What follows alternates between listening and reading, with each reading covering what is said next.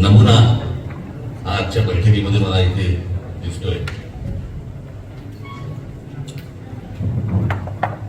की मी त्या दिवशी मी पत्रकारांशी फक्त पत्रकारांशी संवाद साधायचा होता. असू दे आता, परंतु त्याला काहीतरी एक जमीन परिषद वगैरे असल्या काहीतरी गोष्टींची नावं देऊन हे काही जाहीर करायच्या गोष्टी नव्हत्या या.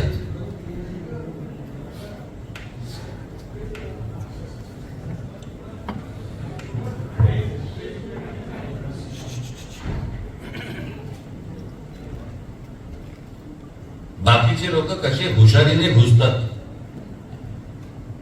कळलं का आपल्या राज्यामध्ये, याचा नीट विचार करा.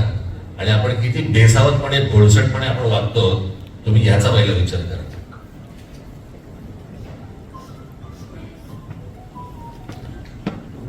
ही काही जाहीर सभा नाहीये. हे तुमच्यावरती येणारं होणारं आपल्यावरती महाराष्ट्रावरती होणारं जे आक्रमण आहे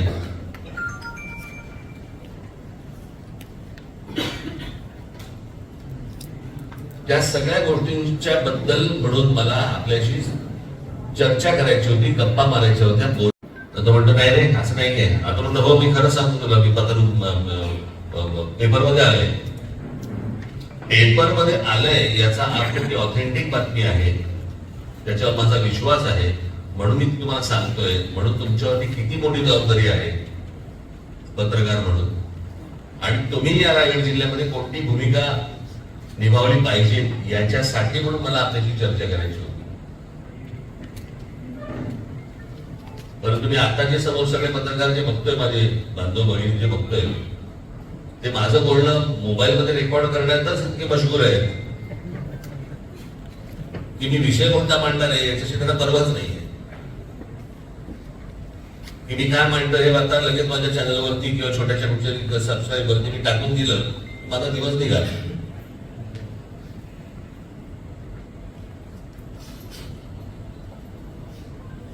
मी जे गेले अनेक वर्ष या महाराष्ट्रामधल्या पुणे शहर असेल, नाशिक असेल, ठाणा असेल, मुंबईत झालीच, म्हणजे मुंबईची तर वाट लागलीच.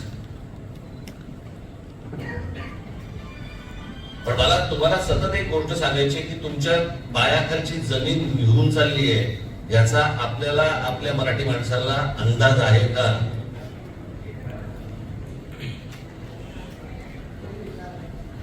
मी तुमच्याशी फार काय बोलायला आलो नाही. मी 10-15 मिनिटं 20 मिनिटं तुमच्याशी बोलणार आहे.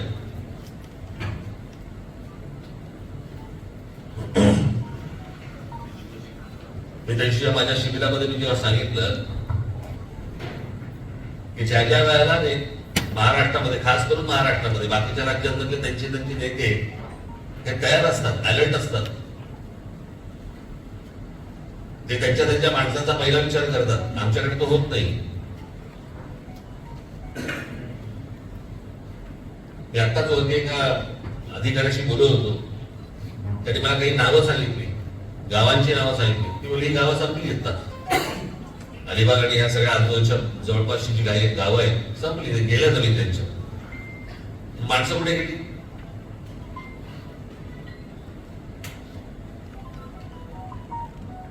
मी जे सतत सांगतोय, जर समजा तुमच्या पायाखाली जर जमीन नसेल, स्वतःच्या हक्काची जमीन नसेल, तर तुम्ही कुठलेही नागरिक नाही आहात.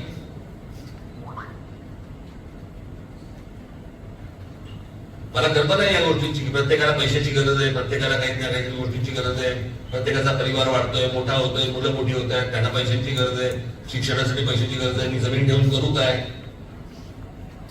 मला या सगळ्या गोष्टी, मला ह्याची पूर्ण कल्पना आहे. पण तुमची जमीन आहे, ती तुमची वैयक्तिक प्रॉपर्टी आहे, ती विकावी किंवा न विकावी हा माझा विषय नाही आहे. पण उद्या जमीन ती विकल्यानंतर ती कोणाच्या घशात जाते, नंबर एक. तुम्हाला त्याचा मोबदला व्यवस्थित मिळतोय का? पण ज्या प्रकारचे दलाल आता आपल्याकडे जे फिरत आहेत ते सगळ्या ठिकाणी तेच फिरत असतात. पुण्यात काय आणि कुठे काय, पण बहुतांश मराठीच असतात. त्यामुळे आपल्या लोकांचा विश्वास बसतो. हे तो डोळ्यात लाईट नंबर भरून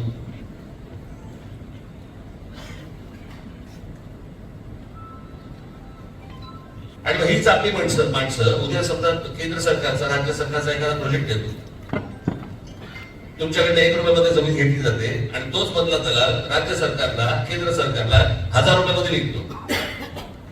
ते 1000 रुपये तुमचे आहेत ना, आपल्या भूमिपुत्राचे आहेत ना. मग ते हाताला न लागता तुमच्या ते पैसे, ते पण पैसे तुम्हाला न मिळता तुम्ही जर देशोधडीला लागणार असाल, त्या जमिनी हाताखालच्या काढून करायचं काय त्याचं?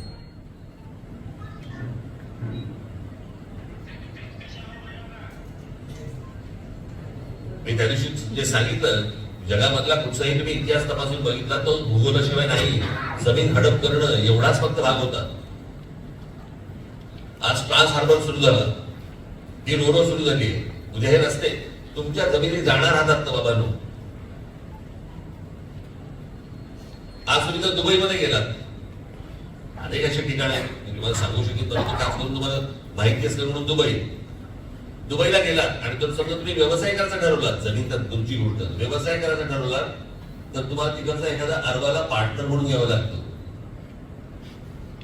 मग जर सुद्धा उद्या रायगड जिल्ह्यामध्ये जर सुद्धा अशा प्रकारचे कुठचे व्यवसाय येणार असाल, का नाही तुम्ही पार्टनरशिप मागत? शक्य असतात. मी तुम्हाला ऑप्शन सांगतोय. उद्या तुमच्या सगळ्या पिढ्यांचा विषय संपून जाईल, विषय आटपून जाईल. किंवा नाही येतात पैसे, माझं घर पण आहे इथेच आहे, मी माझ्या गावातच राहतोय, बाकीच्याही गोष्टी मला मिळतात.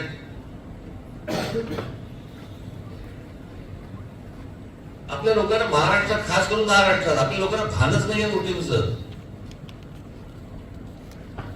तुम्ही सहज माझ्या पत्रकार बांधवांना माझी विनंती आहे, तुम्ही सहज आता जिथे रजिस्ट्रेशन होतात ना जमिनीचे, जाऊन बघा कोणाच्या नावावर जमिनी घ्याव्या.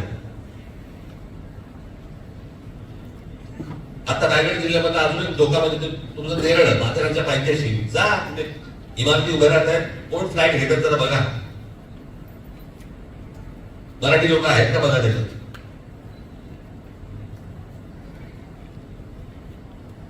हा सगळा कर्ज, खालापूर आणि हा सगळा पट्टा गेला, जातोय हातात.